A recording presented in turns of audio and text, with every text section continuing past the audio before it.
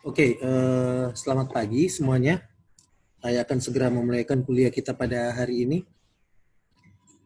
Ya, setelah kita belajar tentang eh, struktur dasar algoritma, konsep dasar algoritma, cara menulis algoritma. Nah, sebelum kita masuk lebih jauh dalam menerjemahkan algoritma ke dalam bahasa pemrograman, ya, kita perlu belajar tentang pengantar di dalam sintaks ya bahasa pemrograman terkait dengan nama, tipe, ekspresi, nilai, dan masukan atau keluaran. Nah, komputer pada dasarnya dia seperti yang Anda telah lihat demo-demo kemarin, dia mengeksekusi sebuah program dengan melakukan manipulasi terhadap objek-objek di dalam memori. Nah, objek-objek di dalam memori itu memiliki nama ya yang membedakan objek yang satu dengan yang lain. Jadi selain nama, itu lokasi memorinya juga beda itu. Dalam prakteknya, penamaan ini berkaitan dengan penulisan variabel ya, yang akan mewakili data yang diterima sebagai input, hasil sebuah operasi atau yang akan disimpan sebagai output. Nah, dalam penulisan algoritma terdapat aturan penamaan variabel ya. Misalnya nama harus diawali dengan karakter alfabetik dengan tidak membedakan huruf besar dan kecil. Kemudian nama sebuah objek tidak boleh mengandung operator aritmetika, operator orasional, tanda baca, dan spesial karakter. Ya. Ini contohnya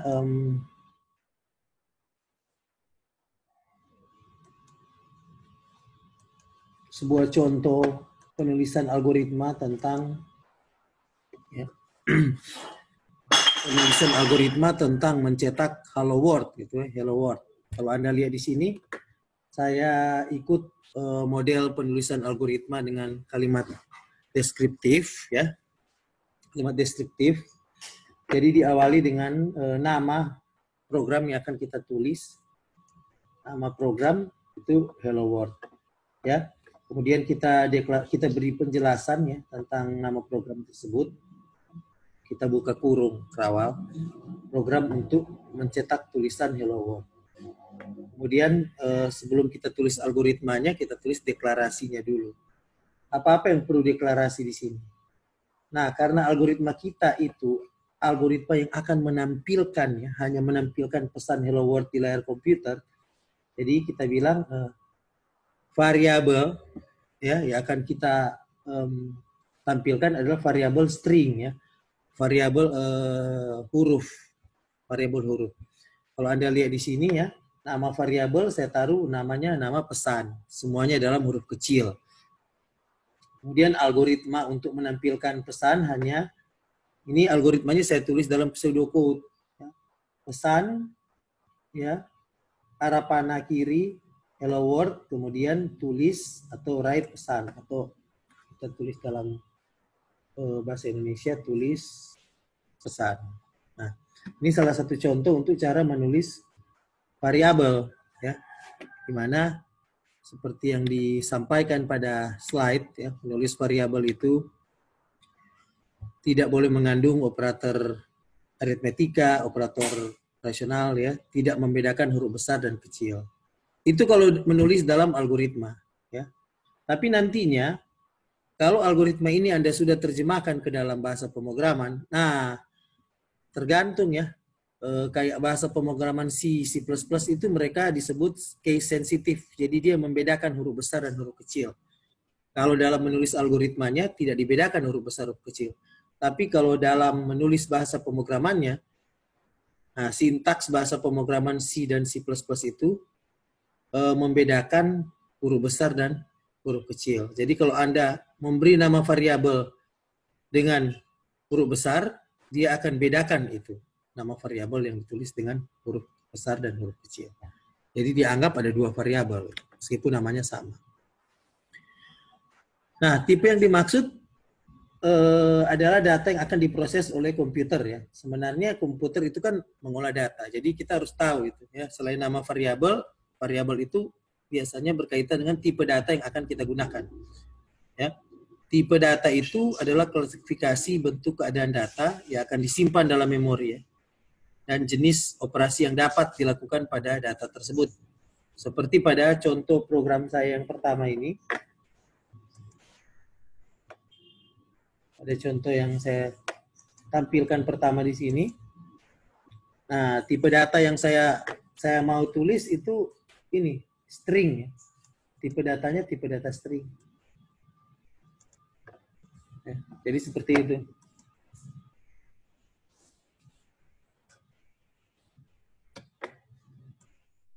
Tipe datanya tipe data string ya. Ada macam-macam tipe data nanti. Jadi kita lanjut. Jadi tipe data itu ada tipe data dasar dan tipe data bentukan. Nah, yang dimaksud dengan tipe data dasar, tipe data yang dapat langsung digunakan. Seperti yang saya contohkan tadi, tipe data string. Ada tipe data yang karakter, bilangan pecahan, bilangan bulat, dan bilangan biner. Ya. Nah, kalau bilangan biner itu tipe datanya itu hanya memiliki nilai 0 dan 1. Tipe bilangan biner kita biasa sebut boolean ya. Operasi pada bilangan biner yaitu hanya bisa not, and, or, dan SOR ya. Ini nanti diterangkan lebih jelas di matematika diskrit ya. Mereka yang akan belajar lebih banyak tentang operasi pada bilangan biner ya. Tabel kebenaran ya, kalau kita di algoritma pemrograman kita akan menerjemahkan ini operasi bilangan biner pada algoritma dan program ya. Tapi untuk konsep bilangan biner itu Anda pelajari di matematika diskrit. Itulah sebabnya matematika diskrit, matematika informatika, algoritma pemrograman itu biasanya di semester awal ya.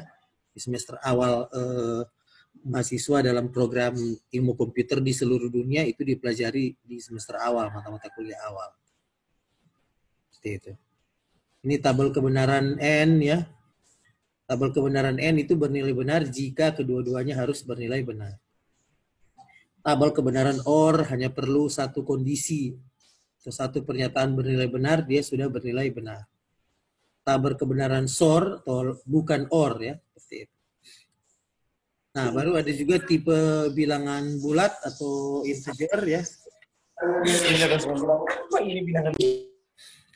Bilangan bulat atau integer, bilangan yang tidak mengandung tanda desimal dan bukan pecahan. Tapi yang umum digunakan adalah integer ya.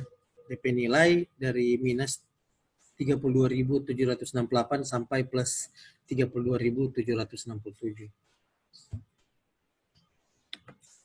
Terakhir, operasi bilangan bulat. Nah, macam-macam ya operasi bilangan bulat itu sejak kalian SD juga sudah tahu. Operasi bilangan bulat itu ada penjumlahan, pengurangan, perkalian, pembagian, sisa hasil bagi, gitu ya, seperti itu. Dengan menggunakan operator-operator yang berbeda. Plus, minus, kali, div, mod, itu operator-operator untuk penjumlahan pada bilangan bulat. Nah, kemudian ada tipe yang namanya bilangan real ya. Bilangan nyata yang mengandung pecahan atau desimal. Jadi kalau integer dia tidak mengandung pecahan, tidak ada desimal. Kalau bilangan real dia ada desimal. Contoh ya 3,14 ya. Dan lain-lain. Operasi pada bilangan real tentu sama dengan operasi pada bilangan integer tadi gitu ya. Gitu. Hanya berbeda itu bilangan real itu tidak ada operator perbandingan kesamaan. Gitu. Tapi kalau di bilangan integer biasanya ada. Gitu. Nah, tipe karakter ini char ya. Tanda baca ya, angka atau numerik. Dan yang terakhir operasi pada tipe karakter hampir mirip. Baru ada tipe string. Tipe string itu deretan karakter dengan panjang tertentu seperti yang saya sudah tunjukkan tadi ya.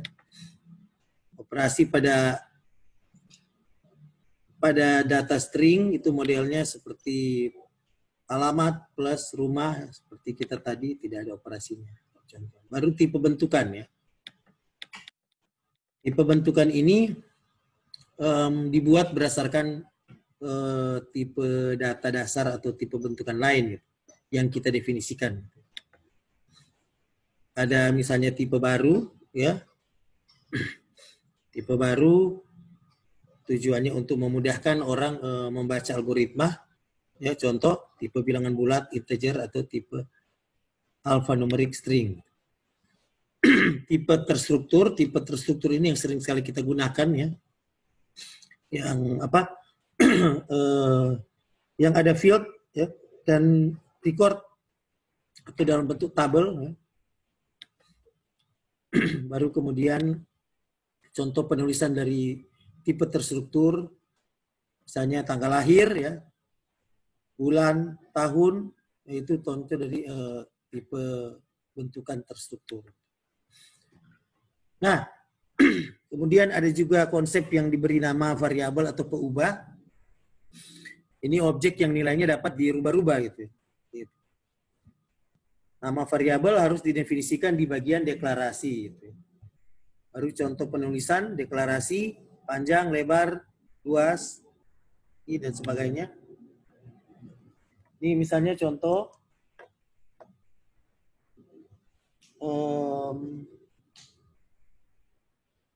kita tulis sebuah contoh algoritma yang baru, ya, yang ada stringnya gitu. Ini kita tulis algoritma sapaan. Misalnya dia program untuk menerima input nama dan mencetak sapaan halo.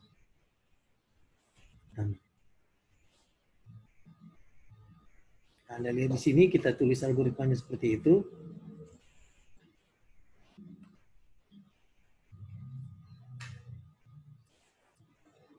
Kemudian kita deklarasi. Misalnya kita akan menggunakan tipe data string.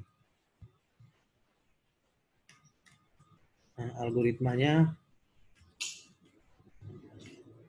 kita baca dulu. Kita baca nama, ya. Karena kan di sini menerima input, jadi nama harus dibaca dulu itu. Baru kemudian kita tulis. Kita tulis halo nama, ya. Jadi ini nanti akan, kalau kita buat salin dalam bahasa pemrograman, ya, nanti waktu kita akan eksekusi, yang pertama ditampilkan oleh komputer ini, silakan isi nama. Ya. Nah, nama itu dia wajib mengisinya hanya dengan karakter string, karena kita sudah definisikan nama itu harus karakter string. Jadi tidak boleh isi angka. Kalau user mengisi angka akan menampilkan pesan error. Tapi kalau user hanya mengisi string, berapapun panjang bentuk string itu, ya, setelah kita silakan isi nama, kemudian kita enter, nanti komputer akan menampilkan halo, nama Stanley misalnya. Itu, ya. Itu contoh-contoh menulis algoritma berdasarkan tipe data yang tadi, ya. Contoh yang lain juga misalnya kita tampilkan program luas segi 4 misalnya. Misalnya kita namakan ini program untuk membaca panjang. Kita beri dia tipe data nama karakter. Ini nama variabel kita beri nama P, ya. Dan lebar kita beri nama L kecil. Nah, lihat di sini saya beri nama variabel huruf kecil semua itu. Sebuah segi 4 yang berbentuk persegi panjang. Ini kalau Anda lihat di sini, penjelasan program itu mau panjang bagaimanapun bisa aja gitu. Kemudian kita bilang deklarasinya dulu. Nah, di sini misalnya kita deklarasi ini tipe real.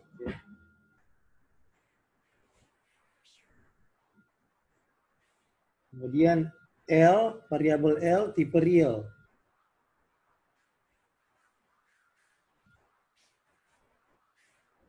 variabel luas ya, tipe juga real.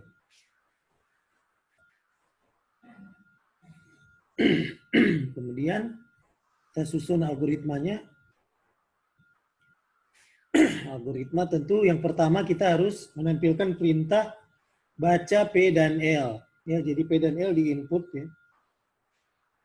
Keterangannya masukkan panjang dan lebar segi 4. Ya, kemudian kita suruh komputer akan memproses luas adalah P kali L ya.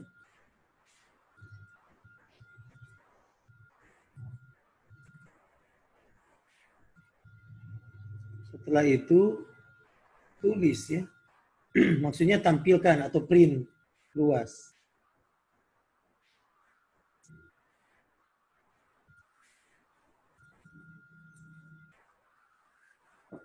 Nah, jadi di contoh penulisan algoritma di sini, dia menyelesaikan satu persoalan yaitu menghitung luas persegi panjang, di mana luas ini memiliki masukan variabel panjang dan lebar.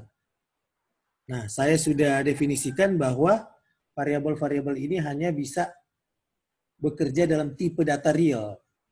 Kalau tipe data real itu berarti dia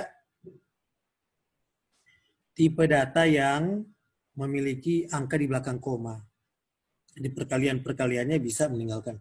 Kalau orang taruh hanya tipe data integer, maka yang hanya dimasukkan itu hanyalah yang tidak memiliki angka di belakang koma. Kemudian Anda lihat di sini nama variabel ya. Nama variabel untuk panjang saya beri P ya, P huruf kecil, sedangkan luas saya tulis L huruf kecil. Ya, lebar saya tulis L huruf kecil, sedangkan luas saya mulai dengan huruf besar. Yaitu kalau algoritma terserah gue gitu ya. Gitu. Tapi kalau sudah menyalin algoritma di dalam sintaks bahasa pemrograman, nah Anda harus hati-hati gitu, karena bahasa pemrograman membedakan gitu. Untuk C++ dia membedakan case sensitif, huruf besar, huruf kecil ya. Contoh berikut misalnya kita tulis algoritma luas lingkaran. Ya, kita beri keterangan program untuk menghitung luas lingkaran dengan membaca jari-jari. Kita deklarasikan dulu, dimana kita deklarasikan sebuah tipe data konstanta, tapi kita singkat const, itu sama dengan 3,14 ya. Konstanta pi. Kemudian R, ya ini pasti dia akan dalam real karena konstanta pi itu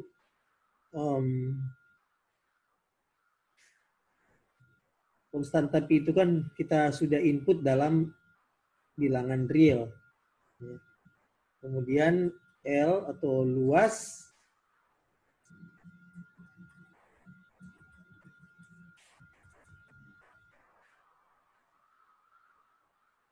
kita sudah deklarasikan, kemudian algoritma perhitungannya tentu mulai dengan read ya. Kita read dulu R, jadi nanti di layar komputer dia begitu kita eksekusi programnya di layar komputer pertama kali akan muncul perintah masukkan nilai R ya, biasanya seperti itu ya. Masukkan nilai R, kemudian kita baca bahwa L atau luas lingkaran itu sama dengan pi ya kali R kali R ya. Hitung luas lingkaran. Baru kemudian kita suruh dia menulis atau menampilkan hasil perhitungan ya. Nah, jadi ini algoritma akan menghitung luas lingkaran, nanti komputer akan menampilkan luas lingkaran yang dia hitung itu berapa ya. Jadi itu contoh-contoh penulisan tentang nama, variabel, menggunakan tipe data tertentu ya, seperti itu di dalam sebuah algoritma ya. Silakan ya di latihan-latihan itu ada banyak latihan di buku teks ya. Terutama di soal latihan bab 4, Anda bisa lihat di situ banyak contoh-contoh bagaimana kita bisa latihan menulis algoritma dengan menggunakan variabel, tipe data tertentu dan sebagainya. Oke, sampai di sini. Kalau ada yang ingin bertanya, saya persilakan Anda untuk bertanya.